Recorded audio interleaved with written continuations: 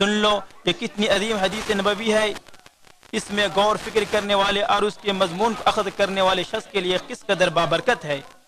یہ صادق و مصدوق نبی رسول اکرم صلی اللہ علیہ وسلم خبر دے رہے ہیں کہ نیک اعمال انجام دینا بڑی بات نہیں ہے، اصل بات یہ ہے کہ انسان اپنے رب سے ملاقات کرنے تک ان پر ثابت قدم بھی رہے، کیونکہ عمر کا اعتبار اس کے آخری حصے پر اور اعمال کا اعتبار ان کے خاتمہ پر ہے۔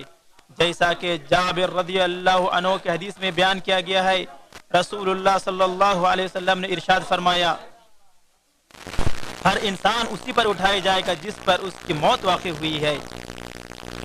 امام مسلم نے اسے اپنی صحیح میں روایت کی ہے۔